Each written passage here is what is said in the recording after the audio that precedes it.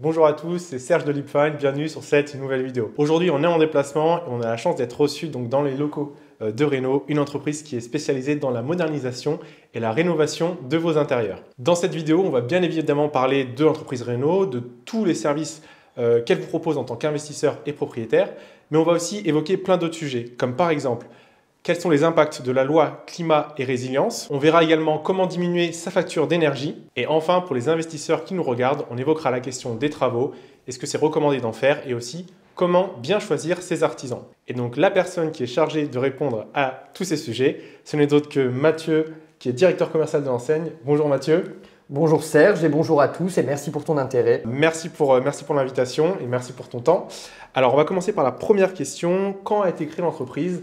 Et dans quel but? Alors, l'entreprise Renault, elle a été créée véritablement, donc officiellement, il y a désormais 1 an et demi. Donc, c'est une structure qui découle en fait de la société Investissement Locatif qui, elle, du coup, est sur le marché donc, de l'investissement clé en main depuis maintenant plus de 10 ans.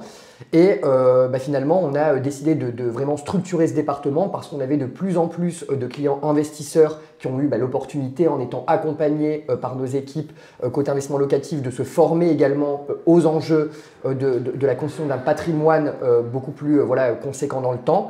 Et donc, ils avaient besoin de partenaires pour assurer quand même de chapeauter la partie vraiment travaux, de pouvoir avoir des suivis de chantier parce que tous nos clients ne sont pas résidents français, certains sont à distance, d'autres également n'ont pas la compétence pour s'assurer qu'ils sont un projet qualitatif et périn dans le temps. Et donc, c'est la raison pour laquelle on a véritablement décidé de créer ce service pour être capable de répondre en fait à une demande qui était croissante au sein du business de l'entreprise. Et donc, c'est maintenant chose faite avec la particularité qu'on est en mesure également aujourd'hui de les accompagner sur d'autres types d'offres, comme par exemple la réfection de leur résidence principale ou encore de leur établissement recevant du public. Et concrètement, quels sont les services que vous proposez?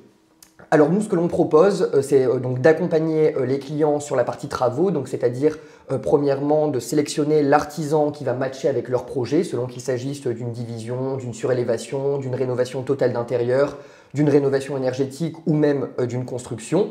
Et donc pour ce faire, on va vraiment les accompagner tout au long de la chaîne, donc c'est-à-dire au démarrage de projet, à constituer donc les plans de leur projet. Donc l'architecte va se déplacer, prendre l'ensemble des codes du logement pour leur permettre d'avoir donc un plan existant qui nous servira donc de document de base pour vraiment repenser le logement de manière ergonomique. Et de ce document, finalement, de ce plan existant, va découler donc un plan projet qu'on va valider avec le client en lui expliquant pourquoi on a procédé à tel ou tel choix. Donc l'idée, c'est qu'une fois qu'on s'est mis d'accord sur ce plan projet, qu'on puisse derrière du coup faire l'ensemble des plans techniques et esthétiques qui nous permettront de cadrer le projet, d'avoir une feuille de route claire tout au long du chantier. Ce sont donc le plan électrique, le plan démolition-construction, le plan des matériaux. Ce qui permet donc, comme je le disais précédemment, de s'accorder sur une vision claire du projet, mais aussi et surtout du coup de sécuriser l'enveloppe financière que le client alloue aux travaux, au sens que quand on a des plans qui sont précis, eh bien on sait quels sont les besoins précis également, du coup en termes de matériaux sur le chantier, en termes de peinture, en termes de placo, etc., etc. Et donc l'idée c'est vraiment de garantir la fiabilité vraiment du projet à 100%. Et puisque ce qui se conçoit bien s'énonce clairement, on sécurise d'abord le tout en début de projet et après l'architecte prend le relais et le client n'a plus qu'à faire du suivi pour voir que tout avance conformément à ce qui était escompté. Et concernant tous ces projets, tous ces services, où est-ce que vous intervenez? Alors aujourd'hui, on est sur quasiment l'intégralité du territoire métropolitain. On a des bureaux sur Paris, donc on est apte à intervenir sur Paris, en Île-de-France. On a des bureaux sur Lille, donc on peut aller dans les villes voisines. Je pense notamment à Roubaix, Tourcoing, Wattrelos, Douai, Valenciennes. On fait également Amiens-Reims. On a un bureau sur Bordeaux et alentours, donc en général on se déplace aux alentours de 100-150 km maximum autour des zones dans lesquelles on est implanté. Et puis on est également sur Toulouse, sur Montpellier, sur Marseille, sur Nice, sur Antibes, sur Lyon, en Bretagne, en Normandie. On est également du côté de Metz-Nancy. Je suis en tout cas intimement convaincu qu'on peut intervenir quasiment partout sur le territoire. Donc voilà, l'idée c'est que les gens puissent nous demander dès qu'ils ont un projet si on est apte à le faire et à nous de mobiliser les équipes avec le plus de réactivité possible tout en s'assurant bien entendu en amont que ce soit des équipes qui soient opérationnelles et suffisamment compétentes pour prendre en charge le projet de A à Z. Alors on va maintenant parler de la loi climat et résilience, donc vous savez peut-être ce que c'est. Alors Mathieu, déjà, est-ce que tu peux nous rappeler un peu en quoi consiste cette loi Oui. et surtout quels impacts cette loi peut avoir sur les propriétaires bailleurs? Enfin, le projet de loi climat et résilience a émergé suite à la Convention citoyenne pour le climat, donc qui a été instituée donc, par le président de la République Emmanuel Macron et par les pouvoirs publics pour résoudre toutes les problématiques qui sont liées donc, à l'environnement. Donc des gens représentatifs de la société civile se sont réunis pour voilà, aborder certaines thématiques et certaines propositions de réforme. Ça a été le cas par exemple sur la consommation, sur les méthodes de mobilité, sur le logement, donc ce qui va nous intéresser aujourd'hui. Et donc les pouvoirs publics ont entendu, en tout cas à travers 5 grandes thématiques, permettre à la France de réduire ses émissions de gaz à effet de serre de 40% à horizon 2030. Donc par exemple, sur la partie se loger, qui est le titre 4 du projet de loi climat et résilience, les pouvoirs publics ont entendu donc du coup imposer quelques interdictions aux propriétaires bailleurs que sont consécutivement l'interdiction de louer des logements qui sont considérés comme étant des passoires thermiques, donc c'est-à-dire graduellement les logements qui sont classés G, puis F, puis E à horizon 2023, 2028 et ensuite 2034. Ce qui nous revient à dire, en tout cas de manière plus précise, que tous les gens qui se retrouveront dans ces cas de figure, ou dont les logements donc, du coup, appartiendront à cette classification de logements étant considérés comme des passoires thermiques, ne pourront donc louer leur logement plus de 4 mois par an. Et alors justement, on parle d'énergie, on parle de réduire l'émission de gaz à effet de serre. Oui. Et de manière plus globale, aujourd'hui, comment on peut diminuer sa facture d'énergie? Alors, la façon avec laquelle nous, on prend à bras-le-corps la rénovation énergétique dans le but justement de permettre à toutes celles et ceux qui habitent dans les logements qu'on rénove de faire des gains effectifs en termes de pouvoir d'achat, c'est déjà d'agir premièrement sur l'isolation des logements.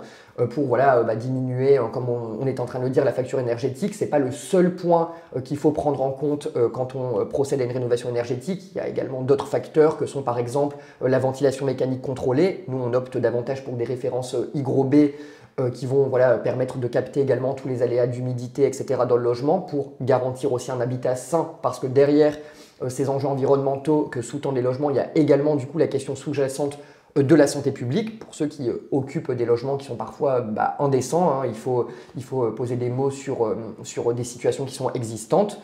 Et donc du coup, la troisième chose sur laquelle nous on va agir, c'est vraiment donc, le remplacement des menuiseries, des logements dans lesquels on intervient, avec des doubles vitrages, avec des références en gaz argon à l'intérieur. On positionne des barres d'aération hydro-réglables sur les fenêtres des pièces sèches. On respecte bien entendu en termes de matériaux ce que la fenêtre et le bâtiment, s'il est classé ou non, nous permet de faire avec les contraintes de copropriété. Donc PVC si on a déjà des personnes qui sont en PVC dans la copro, en aluminium si ces personnes le sont.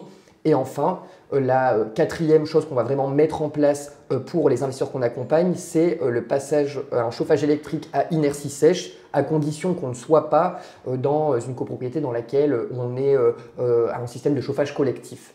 Et puis enfin, on peut avoir aussi tout un tas de rénovations plus spécifiques qui, elles, sont à étudier de manière beaucoup plus chirurgicale, comme l'installation de climatisation, de pompes à chaleur, l'isolation extérieure, etc., etc. Alors là, on va adresser une question que beaucoup de jeunes investisseurs ou investisseurs débutants se posent.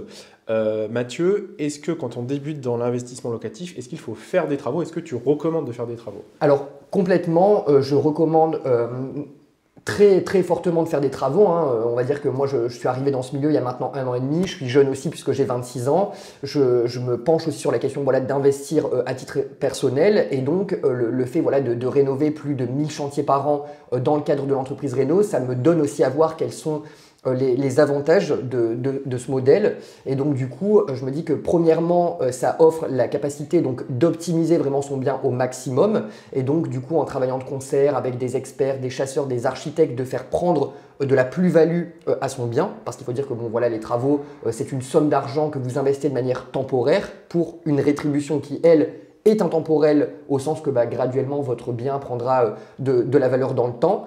Et cette valeur, elle sera autofinancée au minimum par le locataire qui résidera dans ce logement. Et enfin, un autre argument et non des moindres, c'est la possibilité donc de défiscaliser les travaux qui offrent quand même, voilà, encore une fois, la possibilité d'accroître la valeur de son patrimoine tout en faisant disparaître finalement dans les impôts que vous pouvez payer chaque année le coût des travaux que vous avez eu à endosser à un moment donné. Très bien. Et donc, je suis débutant, donc tu recommandes de faire des travaux. Donc, je vais passer par des professionnels. Mais alors, comment bien choisir des professionnels? Alors, déjà, dans un premier temps, il faut savoir que nous, dans notre cabinet, on ne répond pas à des appels d'offres lorsqu'on est mandaté par un client pour faire des travaux. C'est-à-dire qu'on a vraiment voulu commencer à s'ancrer sur le territoire français en faisant des audits de tout un tas de sociétés qui sont réparties dans les différentes zones dans lesquelles on est, avec déjà premièrement la volonté que les équipes qu'on mobiliserait soient en mesure d'avoir un ancrage local, parce qu'il faut connaître les plans locaux urbains, il faut connaître ce qui est communément admis dans les différentes géolocalités dans lesquelles ils se situent. Donc déjà, c'était la première idée, c'était voilà, d'avoir des gens qui soient vraiment experts de leur zone géographique. Et enfin, l'idée, c'était aussi de pouvoir les accompagner sur des projets que eux avaient de leur côté pour être en mesure de connaître leur fiabilité si on les recommandait voilà, auprès d'un client.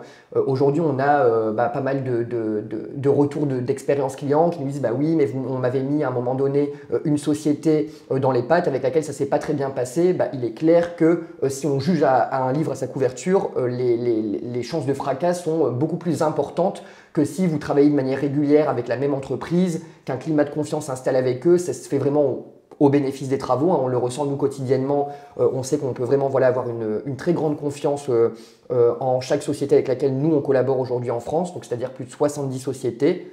Et enfin, la dernière chose aussi qui, à notre sens, nous apparaît comme étant un impératif, c'est bien entendu s'assurer que l'entreprise dispose de toutes les assurances qui soient donc nécessaires à la bonne maîtrise d'ouvrage, donc assurance constructeur, assurance décennale. Nous, voilà, on a des logiciels qui nous permettent de vérifier la validité de ces documents de manière voilà, continue tout au long du partenariat. Et enfin, c'est voilà, de travailler avec des sociétés tout corps d'État. Donc ça veut dire que dans ces sociétés, vous avez vraiment chaque corps de métier qui est représenté, un plaquiste, un plombier, un électricien, etc.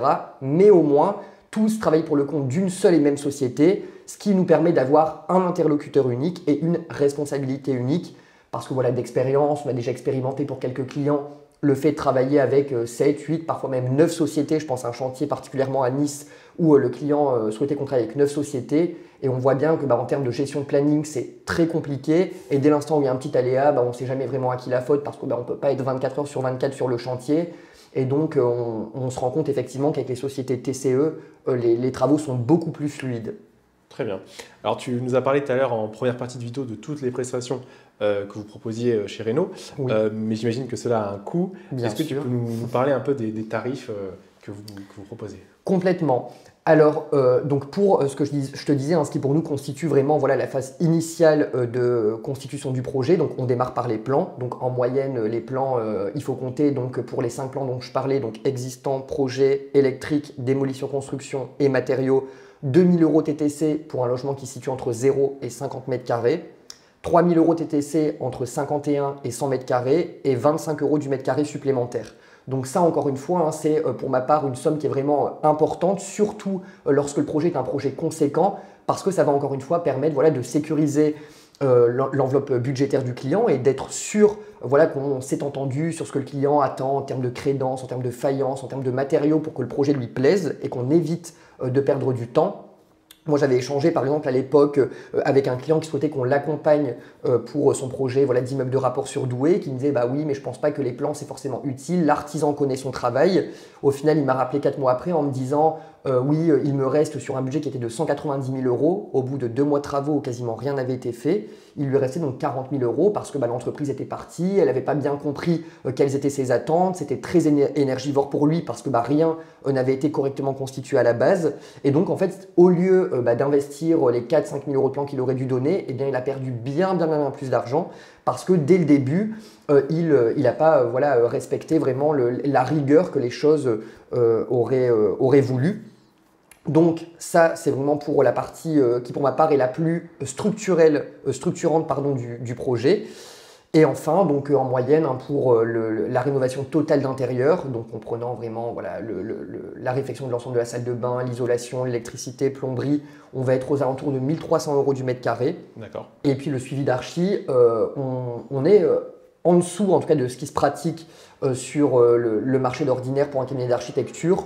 On est voilà, à 8,4% d'honoraires de suivi pour les projets d'investissement locatif et 10% d'honoraires de suivi pour les projets qui sont des projets de résidence principale où là, l'investissement est bien entendu beaucoup plus conséquent pour l'architecte parce que c'est quasiment des choses qui se décident tous les jours, matin, après-midi. On voit que, par exemple, un architecte qui va suivre des projets destinés à l'investissement locatif, il peut en suivre par exemple 30 en même temps, alors que par exemple sur la résidence principale, on ne peut pas tirer les cordes au-delà de 7 projets. Donc on adapte bien entendu le montant du suivi proportionnellement à la charge de travail en fait, qu'aura à endosser l'architecte, le maître d'œuvre qui sera donc en charge du projet. Et donc je suis investisseur locatif, propriétaire bailleur, je veux faire rénover mon appartement, mon bien par des professionnels, par Reno. Comment je prends contact avec vous? Comment je prends rendez-vous? Alors, il y a premièrement la possibilité de prendre rendez-vous directement sur notre site web, donc à l'adresse www.reno.fr, donc Reno, R-E-N-O, comme c'est indiqué derrière, ou alors en m'adressant directement un mail, donc à l'adresse mathieu@reno.fr, donc Mathieu avec un seul T, tout en minuscule. Et voilà, j'aurai le plaisir de vous répondre et via le site web, pareil, nos équipes seront tout aussi ravies de pouvoir vous encadrer pour votre projet, hein, tout en sachant qu'on a vraiment aussi de notre côté, du coup, vraiment tous les corps de métier qui sont représentés avec des architectes qui sont spécialisés vraiment dans les projets de construction, des architectes d'intérieur, des ingénieurs en éco-énergie, des ingénieurs structure, pour pouvoir voilà, nous assurer la plus grande maîtrise sur le projet. Très bien. Et sinon, où est-ce qu'on peut retrouver Reno? Où est-ce qu'on peut suivre votre actualité? Alors, on peut suivre notre actualité à travers déjà premièrement donc, le site web qu'on alimente régulièrement, à travers lequel on va mettre voilà, des vidéos de parcours clients qu'on a récemment accompagnés, les derniers projets qu'on a pu livrer. Également, du coup, la possibilité pour vous de vous inscrire à certaines newsletters pour avoir des tips en matière de rénovation énergétique, sur comment choisir son entreprise, comment sécuriser son budget. On a également donc, du coup, sur le site un système de chat en ligne où on vous répond du tac au tac pour que vous puissiez avoir des réponses très rapidement. Et enfin, vous avez la possibilité de nous suivre sur notre compte Instagram, donc à l'adresse Reno, Reno-archi, A-R-C-H-I, d'intérieur, D-I-N-T-E-R-I-E-U-R. Je ne me suis pas trompé. Très bien, bon, c'est bien précis. De toute façon, pour ceux qui nous regardent ou qui nous écoutent, vous aurez toutes les infos en barre de description, donc tous les réseaux sociaux de Reno, donc leur site web et leur compte Instagram également. Mathieu, merci. Merci à toi. Merci pour ton temps. Donc pour ceux qui nous écoutent ou qui nous regardent, je vous invite à vous faire accompagner par Reno dans vos projets de modernisation et de rénovation. Donc vous avez toutes les infos en barre de description. Je vous souhaite une bonne journée. Portez-vous bien. Ciao. Bonne journée.